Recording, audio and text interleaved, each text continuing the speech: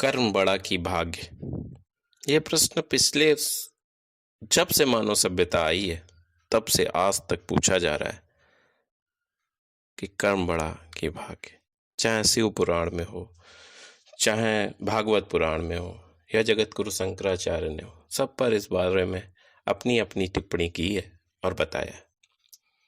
आज मैं इस बारे में आपको बताने जा रहा हूं और मैं इन 3 ग्रंथों का उपयोग करूंगा ताकि बात अच्छे से समझ में आए और प्रामाणिकता के साथ समझ में आए, और बहुत ही सरल शब्दों में मैं बताऊंगा ताकि रुचिकर भी लगे। मैं यहाँ आपको 3 शास्त्रों के अनुसार कर्म और भाग्य में कौन श्रेष्ठ है इसके बारे में बताऊंगा। वो है नारद जी को श्री हरि ने भगवान ने जो बताया, पार्वती जी ने शिव पुराण में कहा, जगत गुरु शंकराचार्य ने जो कहा। ये 3 कहानियां हैं जो आपको मैं बताऊंगा और आपको सही बात समझ में आ जाएगी। एक शब्द में अगर कहें तो भाग्य लोहे के समान होता है, जहां कर्म का चुंबक मौजूद हो उस ओर खिंच जाता है। एकदम सीधी सी बात है। शिव पुराण में एक स्थान पे आता है कि कर्म और भाग्य में झगड़ा हो गया। दोनों शिवलोक गए, जहां दोनों ने अपनी बात भगवान के समक्ष रखी तो पार्वती जी ने कहा कि कर्म का ही परिणाम भाग्य है। बहुत ध्यान देने की बात है कि कर्म का ही परिणाम भाग्य है।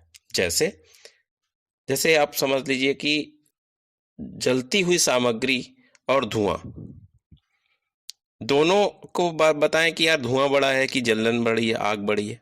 अरे जलने का, आग का ही परिणाम है धुआं। अगर आग ही नहीं होगी तो धुआं होगा ही नहीं। तो बहुत इंपॉर्टेंट चीज, इस चीज को आप बहुत सावधानी से समझें। इसी प्रकार कर्म का परिणाम भाग्य।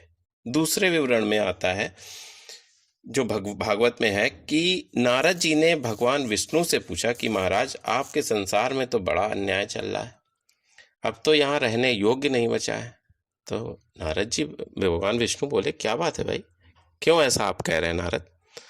तो नारद जी भगवान ने बोला कि अभी मैं आ रहा था तो रास्ते में एक गाय दलदल में फंसी थी, तो उधर से एक चोर निकला, मैंने देखा तो चोर ने उस गाय की पीठ के ऊपर पैर रख के दलदल पार कर लिया और आगे गया तो उसको सोने का मोहरे मिल गई। और वहीं पे एक साधु बेचारा आ रहा था, उसने देखा, उसने अपने प्रयत्न से उस गाय को बाहर निकाला, लेकिन वो आगे गया तो वो गड्ढे में गिर गया, उसको चोट लग गई। तो ये कैसा चल रहा है? साधु और चोर में इतना बड़ा फर्क। भगवान विष्णु मुस्कुराए और बोले, ये सब प्रारब्ध का है। जो तुम्हें दिख रहा है साधु और चोर क्या है, आगे जाके उसको आज बहुत बड़े खजाने का प्रारब्ध था, लेकिन उसने जब गाय के ऊपर पैर रखा तो उसका प्रारब्ध बहुत क्षीण हो गया और उसके कुछ मोहरों से ही संतुष्टि करनी पड़ी।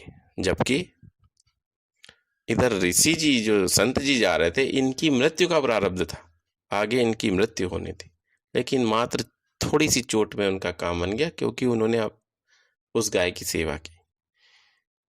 नारद जी को समझ में बात आ गई। तीसरे विषय में शंकराचार्य जी ने बताया, इसी बात को बताया, प्रारब्ध को, कि पिछले जन्म में जो आप कार्य करते हैं, जो आपके द्वारा कार्य किया गया है, वह प्रारब्ध बन के आपके पास संचयित हो जाता है और दूसरे जन्म में वो भाग्य का काम करता है। बहुत इंपॉर्टेंट बात है, इतनी सी बहुत समझने की बात है कि जो पिछले जन्म में आपने कार्य किया वो प्रारब्ध बन गया और जो आपके अगले जन्म में भाग्य बन के आएगा। तभी कहते हैं कि अरे यार, इसने तो बहुत कम मेहनत की और इसका तो यार बहुत अच्छा हो गया, और इसने तो बहुत मेहनत की थी और इसका नहीं हुआ।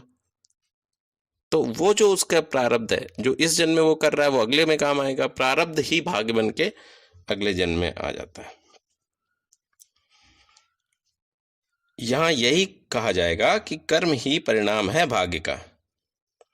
मैंने आपको अपनी बात बहुत ही सरल भाषा में रखी और प्रामाणिकता के साथ रखी, तीनों ग्रंथों को लेकर रखी और अपनी बात भी बताई। आशा करता हूं कि आपको ये अच्छी लगी होगी।